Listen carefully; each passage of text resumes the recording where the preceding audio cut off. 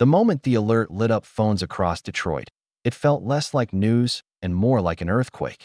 Every sports bar, every tailgate group chat, every fan scrolling on their couch froze when the headline flashed across ESPN and NFL Network in bold red. Lions signed Jameson Williams to 3-year, $83 million extension. It wasn't just an announcement. It was a jolt that split the city in two. Some erupted in cheers, throwing high fives and buying rounds at bars, convinced that their young speedster was about to become the face of the franchise for years. Others groaned, shaking their heads, muttering about cap suicide and paying for potential, not production. Overnight, Jameson Williams went from a rising star to the most polarizing man in Detroit. The timing of it all made the deal even more shocking. Williams, still only a few years removed from tearing his ACL in college and serving a suspension for violating league rules, hadn't yet cemented himself as a superstar. Yes, he'd flashed brilliance, game-breaking speed that turned short slants into highlight reels, deep bombs that left defenders gasping. But was that enough to justify $83 million? To the Lions front office, the answer was a resounding yes. To their fan base, the jury was out. Inside Ford Field's shadow, fans packed into sports radio call-ins to vent or celebrate. One caller shouted with pride, "He's the fastest man on the field every Sunday. We locked in our weapon before anyone else could steal him." Another caller, voice dripping with anger, barked, "We just threw money at a highlight reel. He hasn't proven he can carry this team." Brad Holmes panicked. The divide was clear. Half the city saw this as the dawn of a dynasty, the other half as the start of a very expensive mistake. National media latched onto the chaos. On ESPN's First Take, Stephen A. Smith raised his eyebrows and exploded. "Jameson Williams is electric, no question. But $83 million? For a kid who's had one stretch of dominance?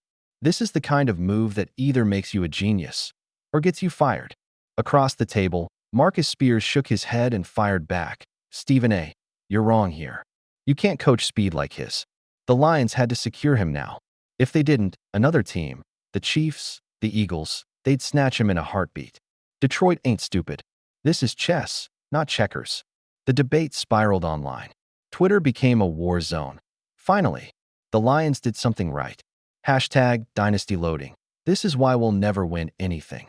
$83 million for hype. #CapHell. Instagram Reels looped his breakaway touchdowns over and over, while TikToks of Lions fans celebrating in their living rooms racked up thousands of views. Meanwhile, Reddit threads filled with long essays about the risks of paying a player before he was fully proven. But behind the noise, behind the hashtags, there was something deeper, a story about timing, fear, and a front office staring down the weight of history. Because just days before the deal went down, whispers had spread through NFL circles that Kansas City and Philadelphia were circling. Both Super Bowl contenders, both hungry for speed, both willing to pay top dollar for it. If Detroit hesitated, they risked losing Williams to a rival who could weaponize his speed against them in January. For Lions GM Brad Holmes, it wasn't just about locking down a wideout. It was about making sure Jameson Williams didn't become the piece that beat Detroit in the playoffs. Still, not everyone in Detroit's locker room was celebrating. Reports leaked that Amon-Ra St. the team's other star receiver, raised his eyebrows when asked about the deal. "Happy for Jameson, man. He deserves it," he told reporters, but teammates whispered that his tone carried an edge. St. Brown had been the team's most consistent weapon, grinding out 1,000-yard seasons while Williams built a reputation as the flashy highlight machine. If Williams was worth $83 million, what would that mean for St. Brown's next extension? Jared Goff, meanwhile, played the diplomat. "Jameson makes my job easier every time he steps on the field," he said, smiling for cameras. But privately, sources hinted that Goff knew the pressure was shifting. With Williams now wearing the tag of $83 million man, every throw his way would be scrutinized. If Goff missed him on a deep ball, fans wouldn't just blame the QB. They'd question the entire investment. The mood in Detroit was volatile. Bars on Woodward Avenue echoed with chants of Jameson, Jameson. While just a few blocks away, fans muttered over beers, "We'll regret this in 2 years." At practice, teammates congratulated him, but the unspoken tension lingered. Williams wasn't just a player anymore. he was a measuring stick for everyone else's value. The twist came late that night when NFL insiders dropped another bombshell on social media.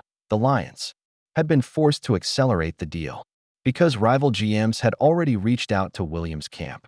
The Chiefs were preparing a long-term offer. The Eagles were quietly making calls. The Lions weren't negotiating from a position of strength. They were negotiating from fear. That revelation set Detroit ablaze. Fans who had been celebrating began to question everything.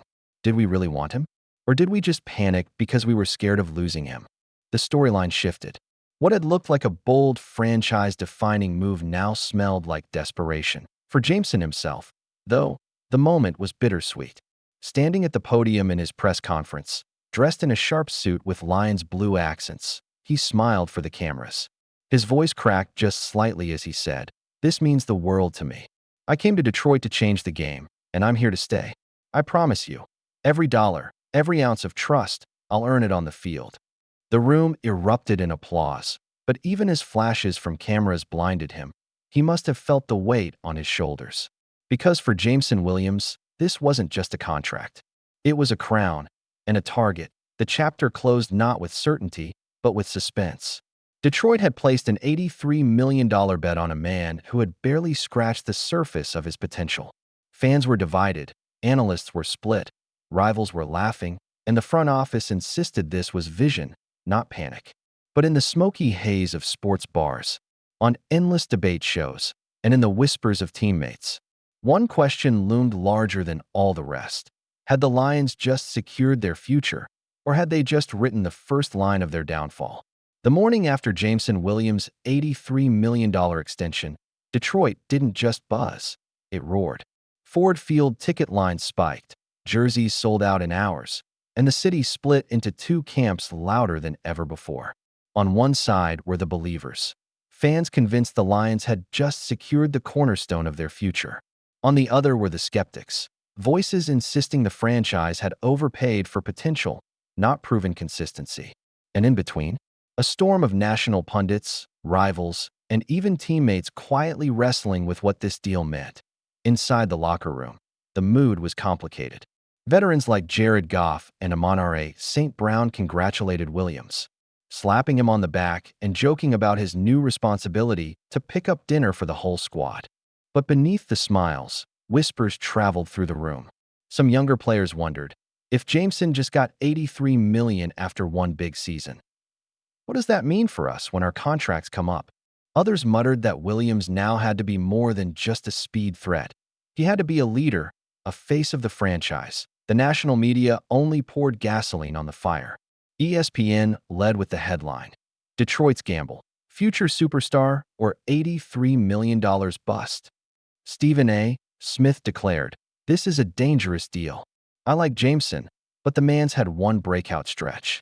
The Lions just pushed all their chips in on a player who still has to prove he can do it week in and week out." Shannon Sharpe fired back, "You pay for upside, not hindsight." Jameson Williams changes games with one play. Detroit did what smart franchises do. They bet on talent before the price tag doubles. Rivals wasted no time in taking shots. Packers fans flooded social media with memes. Williams dropping passes labeled $83M Butterfingers. Bears fans mocked, tweeting, "Detroit overpaying wideouts since Calvin Johnson retired." And in Minnesota, Vikings fans smirked, "Enjoy your little gamble while we watch Jefferson cash in on real production." But the story took a twist when a leak surfaced. Insiders revealed that the Lions had rushed the extension, after learning both the Chiefs and the Eagles had quietly made inquiries about Williams' availability. In other words, Detroit hadn't just paid to keep their star, they had paid to stop him from becoming someone else's. The revelation sent fans into another frenzy. Believers hailed it as proof the Lions had made a smart, aggressive move to protect their future. Skeptics snarled that the franchise had been bullied into paying more than necessary. Jameson himself stayed quiet until his first press conference after the news broke.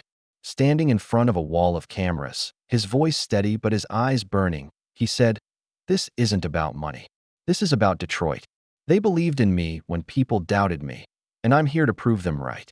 Every Sunday, I'll give everything I've got for this team, for the city, for these fans." The room erupted in applause, but outside, the pressure only grew heavier. The true test came week 1. On Monday Night Football against the Packers. It wasn't just a divisional game. It was a stage built for judgment. From the moment Williams stepped on the field, every camera followed him. Fans in Honolulu Blue chanted his name, while Packers supporters showered him with jeers. 83 million. They taunted from the stands. For 3 quarters, the game was a grind. Williams caught a few passes, but nothing spectacular. The skeptics sharpened their knives online. Overpaid already. Same old Lions. Then, in the fourth quarter, with the Lions trailing by 6 and less than 2 minutes left, the moment arrived. Jared Goff dropped back, pressure collapsing around him, and launched a desperate pass deep downfield. Williams streaked past the corner, the ball spiraling toward him, and for a split second the stadium held its breath. He caught it. 55 yards. Touchdown. Ford Field erupted into chaos. Fans screamed. Terrible towels flew through the air, and the noise was so loud it rattled the broadcast mics. Williams ripped off his helmet, roaring at the crowd, pounding his chest. In that moment, the narrative shifted.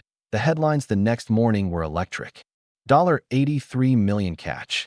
Jameson Williams delivers in prime time. From gamble to glory, at least for now. But even in triumph, doubt lingered.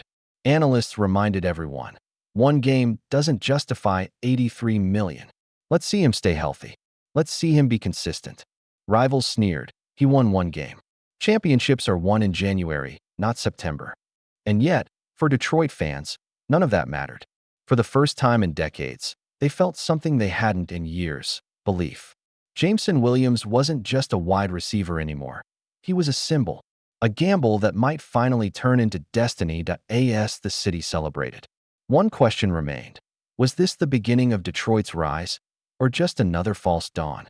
Because in the NFL, heroes are made one Sunday and questioned the next. And for Jameson Williams, the real story was only just beginning.